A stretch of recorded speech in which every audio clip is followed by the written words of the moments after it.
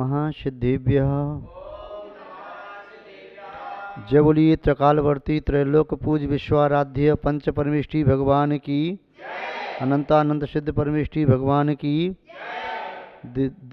देवादेव श्री वर्तमान जिन शासन श्री वर्धमान महावीर भगवान की, परम पूज्य आचार्य भगवान श्री कुंद कुंद स्वामी मुनि महाराज की, परम पूज्य सिद्धांत चक्रवर्ती आचार्य गुरुदेव श्री विद्यानंद जी मुनि महाराज की, विश्व कल्याणकारक अहिंसा प्रधान श्रीमद विश्व धर्म की,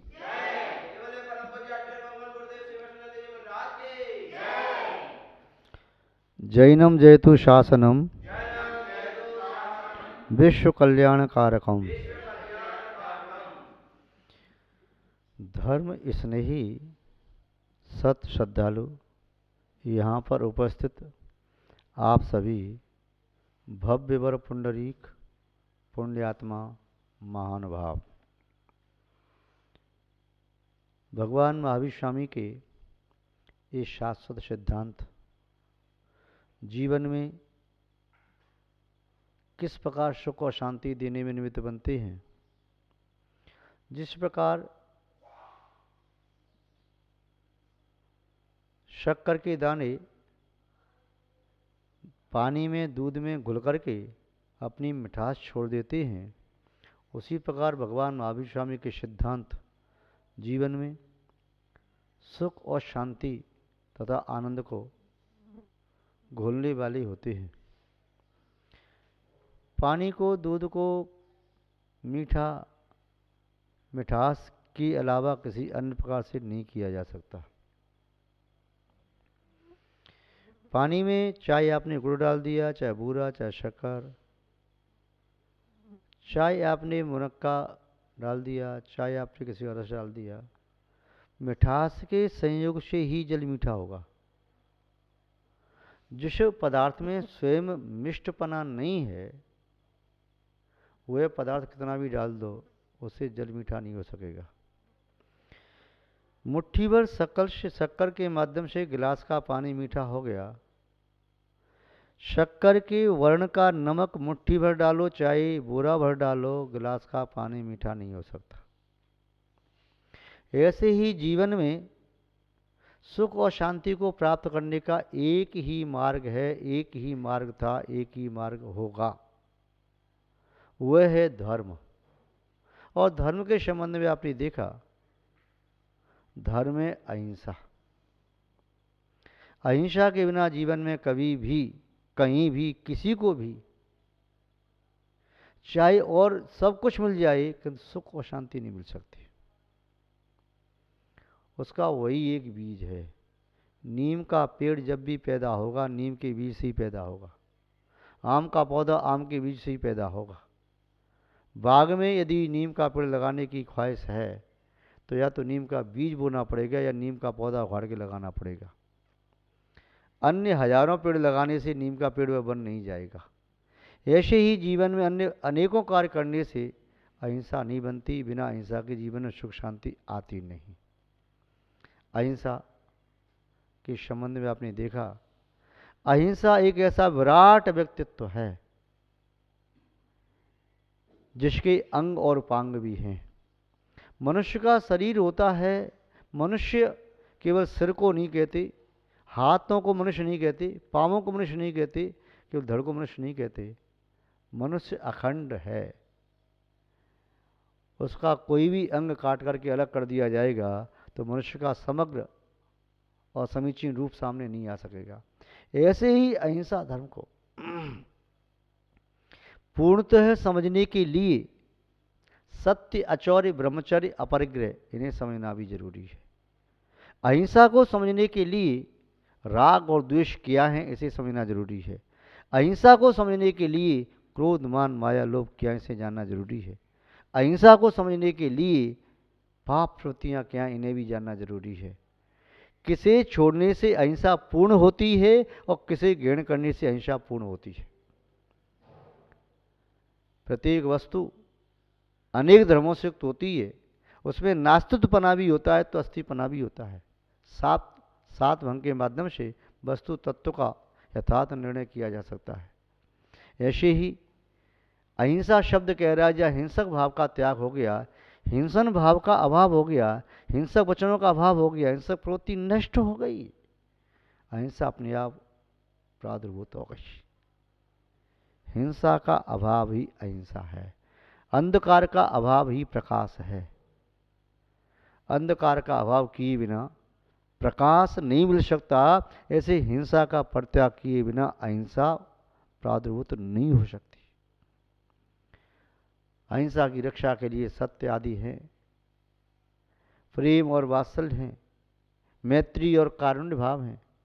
अहिंसा की रक्षा करने के लिए सहयोग और परोपकार की भावना है। भगवान महावीर स्वामी के एक प्रमुख सिद्धांत अपरिग्रह है, इस संबंध में थोड़ी सी चर्चा करें। परिग्रह का अर्थ आप सब जानते हैं। परिग्रह माने जो चारों तरफ से आत्मा को घेरता है, चारों तरफ से घेरता है, चाहे वह मुट्ठी में है, किंतु मुट्ठी का परिग्रह भी आत्मा को चारों तरफ से जकड़ करके रखा है। चाहे मुट्ठी में नहीं भी है वस्तु, चाहे बाहर रखी है, फिर भी मन में विकल्प चल रहा है, आत्मा के प्रदेश उससे बंध गए, वह उसे घिरा हुआ है। मूर्छा परिग्रह है, जिस वस्तु में व्यक्ति की आसक्ति होती है वह वस्तु उसका परिग्रह है, चाहे वह चेतन वस्तु हो चाहे अचेतन वस्तु हो। आपके पास पूर्व पुण्य के उदय से जो कुछ भी इष्ट वस्तुएं प्राप्त हुई हैं उनका सदुपयोग करो, स्वयं के लिए उपयोग करो, दूसरों के लिए उपयोग करो। आपके पास यदि 10 व्यक्ति का भोजन है और आप एक भोजन करने वाले हैं तो 9 व्यक्ति का भोजन उन्हें बांट दो। तुम ये न सोचो ये तुम्हारा भोजन है, ये 9 व्यक्ति का हिस्सा आपने छीन लिया है, इसे समाज में बांटो, समानता का व्यवहार करो। एक व्यक्ति कहता है मुझे तो मेरे पूर्व पुण्य से मिला है, इसका पाप का उदय है इसलिए इसे नहीं मिला, मैं इसे अपना क्यों दूं। ये शब्द कहने वाला व्यक्ति अहंकारी है, वह आज अपने पुण्य का दुरुपयोग कर रहा है। तुझे पूर्व पुण्य से मिला है, उसे आगे मिलेगा, तूने आज उसको नहीं दिया तो तू भी रोटी के लिए तरस जाएगा। जो वस्तु तेरे पास है देगा तो मिलेगा, नहीं देगा तो फिर नहीं मिलेगा। वस्तु को देना सीखो, देने से वस्तु मिलती है, न देने से नहीं मिलती। आप जानते हैं जिसने दिया है उसे मिला, रखा तो रखा रह गया। एक व्यक्ति अपने घर में भोजन कर रहा था, उसका पड़ोसी आ गया, उसने पड़ोसी को भोजन करा दिया, पड़ोसी चला गया। संयोग की बात दूसरे दिन उसके घर में आग लग गई। अब वह कहाँ भोजन करे, तो उसने पड़ोसी भोजन कराया था, पड़ोसी ने बुला लिया, भैया तू चिंता न कर, मेरे यहाँ भोजन कर, तू चिंता न कर, तूने मुझे कल कहा था कि मेरा धन तेरे लिए है, कभी कोई बात पड़े तो तू ले लेना। तो आज पड़ोसी ने कह दिया चिंता न कर, मेरा धन तेरे लिए है, तो चिंता न, निश्चिंत रहे। और जिस व्यक्ति ने ये कहा था मैं तुझे क्यों दूं, मैंने कमाया है, मेरे पुण्य का फल है, मैं तुझे नहीं दूंगा, तो उसका पड़ोसी उसे क्या कहेगा, तेरे पाप का उदय तू भोग, मैं तुझे अपना धन क्यों दूं। एक व्यक्ति विदेश में जाता है धन कमाने के लिए। जब विदेश का व्यक्ति यहाँ पर आया था उसने विदेशी व्यक्ति का सम्मान किया, अपना मित्र बनाया।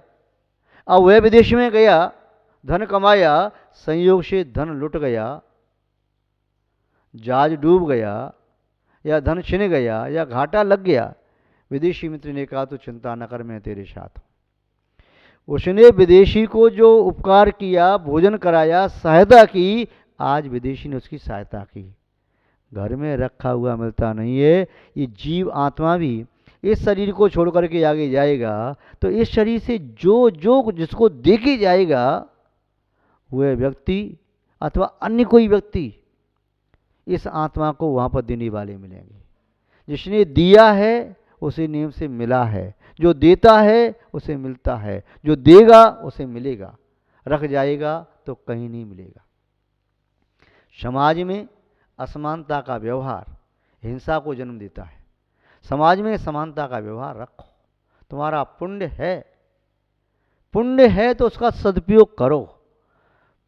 जो व्यक्ति पुण्य से धन कमाता है वह अपने धन को परोपकार में लगाने की भावना रखता है और लगाता है, और जिस व्यक्ति ने पाप से कमाया है उसका धन परोपकार में लगता नहीं, वह तिजोरियों बंद कर देता है, वह फॉल सीलिंग ऊपर लगा दिया, दीवार से सटा के लगा दिया, किंतु जब सीबीआई का छापा पड़ता है सब लेके चले जाते, रह गया था नहीं उसका। यदि उसे पुण्य में लगा देता तो लौट करके आता। रखा हुआ कभी बढ़ता नहीं है। किसान भी बोरा सी करके अनाज को अपने घर में रखा रहे तो अनाज में घुन लग जाएगा, अनाज नष्ट हो जाएगा, उसे आगे वाली फसल मिलेगी नहीं। वह उस बीज को उत्तम भूमि में बो देता है। उत्तम भूमि में बोया गया बीज सिंचाई करता है, समय पर रक्षा करता है, खाद पानी देता है, तो वही भूमि उसे एक बीज के बदले 10, 20, 50, 100, 1000 बीज तक देती है। ऐसे ही जिसने अच्छी भावनाओं के साथ किसी गरीब व्यक्ति का, किसी आवश्यक जरूरतमंद व्यक्ति का सहयोग किया है, सहायता की है, मन से की, वचन से की, धन से की, तन से की, जैसा दिया वैसा उसे लौट के नियम से मिलता ही मिलता है। जिसने दिया ही नहीं उसे मिलेगा कहाँ से? नहीं मिल सकता। धर्मात्मा वह है जो अपनी रोटी को बांट करके खाए, और अधर्मी वह है जो दूसरे की छीन करके खाए। ईमानदार वह हो सकता है जो अपनी रोटी अपनी थाली की खाए, दूसरे की छीने नहीं और दूसरे को दे नहीं, किंतु ईमानदार तो वह धर्मात्मा नहीं है। धर्मात्मा बनना है तो सामने व्यक्ति तुम्हारा भूखे बैठा है, उसे पहले पूछो, भैया तूने भोजन किया कि नहीं किया? आज मेरी थाली में रोटी है, तू यदि भूखा है तो मैं तुझे पहले खिलाऊंगा, बाद में मैं खाऊंगा। ये धर्मात्मा का लक्षण होता है। महानुभाव, जो व्यक्ति आज ज़्यादा पैसा कमा करके बैंकों में रखे हैं, क्या कह सकते कब नोटबंदी हो जाए। जो ज़्यादा पैसा रख करके कहीं बैंकों में रखे हैं, कब बैंक फेल हो जाए। ज़्यादा पैसा कमा करके ज़मीन में गाड़ के रखे हैं, कब मृत्यु हो जाए, ज़मीन में गड़ा का गड़ा रह जाए। ज़्यादा पैसा रख करके वह दूसरों को देना नहीं चाहते, वह सोचते हैं मेरा पैसा मेरे साथ रहेगा हमेशा। अरे तुम हमेशा नहीं जियोगे, मृत्यु यदि निश्चित रूप से आएगी, पैसे में आसक्त रहोगे तो बहु आरंभ परिग्रह तुम नरक शवसा, बहुत आरंभ बहुत परिग्रह रखने से नरक आयु का बंद होगा, नरक में जाना पड़ेगा। और यदि नरक में नहीं गई तो पुनः हो सकता है जमीन में गाड़ के रखा तो सर्प आदि बन करके धन पर वहाँ पर जन्म लेना पड़ेगा, या बैंक में रखा तो हो सकता है कौआ बन करके बैंकों में जाके काम करते रहोगे, धन मिलेगा नहीं। धन को वृद्धि करने का एक ही उपाय है, जैसे किसान अपने अनाज को वृद्धिंगत करता है उत्तम भूमि में बो करके, ऐसे ही धनी व्यक्तियों को अपने धन का सदुपयोग करना है। अगर धन रक्षा है मंजूर तो धनवानो बनो दानी, कुएं से न निकलेगा तो सड़ जाएगा सब पानी। क्या क्या बात कही। पानी बाड़ी नाव में, घर में बाड़ी दाम, दोनों हाथ उलीचिए यही सयानो काम। ये परिग्रह एक ऐसी बेड़ी है जो आत्मा को जकड़ लेती है। तो जो साधु होता है वह सर्व परिग्रह का त्याग करता है, और जो गृहस्थ होता है वह सर्व परिग्रह का त्याग भले ही न कर पाए किंतु परिग्रह का परिमाण बना लेता है। मेरे पास इससे ज़्यादा आएगा तो मैं परोपकार में लगाता जाऊंगा। आज भी भारतवर्ष में ऐसे कई व्यक्ति हैं जिनका नियम है इससे ज़्यादा मुझे आएगा तो मैं दूसरों के उपकार में लगाऊंगा, अपने घर लेकर के नहीं आऊँगा, मेरे पास पर्याप्त है। जो दूसरों को खिला करके खाता है वह जीवन में कभी भूखा नहीं रहता। जो दूसरों की छीन करके खाने की चेष्टा करता है उसका पेट कभी भरता नहीं। परिग्रह आपका कितना है, जितना भी हिसाब लगा लो, और तुम्हारे लिए कितना आवश्यक उतने की सीमा बना लो कि मेरा काम इतने से चल जाएगा, इसके बाहर का मुझे नहीं चाहिए, नहीं चाहिए। और यदि तुम बाहर का त्याग करते जाओगे तो तुम्हारे पास आस पास धन की कमी कभी आने वाली नहीं है। और तुमने यदि संपूर्ण धन पर अपनी बाउंड्री खींच के अंदर कर लिया तो अंदर किया हुआ तुम्हारे साथ नहीं जाएगा, काम नहीं आएगा। जो तुमने छोड़ दिया, बाहर के लिए दे दिया, वह लौट करके तुम्हारे पास अवश्य आएगा। जो व्यक्ति बॉल को अपने हाथ में पकड़े रहता है, बॉल उसे छूट गई ज़मीन पर तो पुनः पकड़ में न भी आई, किंतु जो बॉल को उछालता है बॉल उसकी ओर नीचे की ओर आ जाती है, उसके पास आती है। जो अपने धन को दूसरों के लिए व्यय करता है वह लौट लौट करके आता है। ज्ञानी पुरुष वह है जो दान देता है। दिया, जिसने दिया उसके पास ज्ञान का दिया, जिसने नहीं दिया उसके पास अज्ञान का अंधेरा। तो परिग्रह का प्रमाण करो, जो आता है पुण्य से उसे दान करो। परिग्रह में आसक्त मत हो, क्योंकि यह शांति और सुख परिग्रह के त्याग से मिलता है। जब तक देश में त्याग और दान की भावना बलवती है, जीवंत है, तब तक देश कभी गरीब नहीं हो सकता। जब तक व्यक्ति दान की, परोपकार की, उदारता की भावना रखता है, तब तक वह कभी निर्धन नहीं हो सकता। विचारों में उदारता और आचरण में पवित्रता जिसकी रहती है और वाणी में मधुरता, उस व्यक्ति का कौन बुरा कर सकता है। जो न होते हुए भी दूसरों को देने की भावना रखे, जो होने पर हमेशा दे और कुछ न दे सके तो कम से कम देने की भावना, देने की बात कहे, मीठे वचन बोले, उसे दुनिया में कोई दुखी नहीं कर सकता। किंतु जो विचारों में संकीर्णता, वाणी में कटुता, कड़वाहट और आचरण में कठोरता बरतता है, उसके जीवन में चाहे धन का पहाड़ जैसा ढेर भी मिल जाए किंतु सुख शांति नहीं मिल सकती। जैसे अग्नि के कुंड में शीतलता नहीं मिलती, ऐसे ही परिग्रह के बीच में सुख शांति संभव नहीं है। महानुभाव, परिग्रह परमाण व्रत, जिन शासन में श्रावक का व्रत कहा है वह मर्यादा करे। साधु के लिए कहा संपूर्ण परिग्रह का त्याग करे। वैदिक परंपरा में अकिंचन व्रत होता है, दरिद्र व्रत। वे अकिंचन व्रत का धारण करने वाला वह व्यक्ति सुखी रहता है। महानुभाव, जो अकिंचन व्रत को धारण नहीं करता सुखी नहीं होता। फकीर हमेशा मस्त मौला रहता है, नाचता रहता है, खुश रहता है। अमीर धन को देख देख के सुखी रहता है, नष्ट हो गया तो दुखी, कोई ले गया तो दुखी, रखा है कोई ले नहीं गया तो दुखी, कमा रहा है तो दुखी। इसलिए अमीर के जीवन में धन का त्याग के बिना सुख नहीं आता। जैसे खिड़की खोले बिना प्रकाश नहीं आता, हवा नहीं आती, ऐसे ही अपने हृदय के कपाट खोले बिना और धन को बाहर डाले बिना उसकी जीवन की नैया संसार सागर से पार नहीं हो सकती। इसे पार करना है तो नाम में से जैसे पानी उलीचते हैं, ऐसे अपने धन को जिसमें मन आसक्त हो रहा है उसे दूसरों को देने की चेष्टा करो। भावना भाव, यही आत्मकल्याण का शाश्वत मार्ग है। भगवान महावीर स्वामी ने अपरिग्रह को सुख और शांति का ये मूल मार्ग का, सूत्र का, आधार का आप सब परिग्रह का प्रमाण अथवा परिग्रही बने, ऐसी मैं भावना बाता हूँ। इसी के साथ शब्द श्रृंखला को विराम देता हूँ। जय बोले श्री शांतनाथ भगवान की, पूज्य आचार्य गुरुदेव श्री विद्यानंद जी महाराज की, अहिंसा में विश्व धर्म की।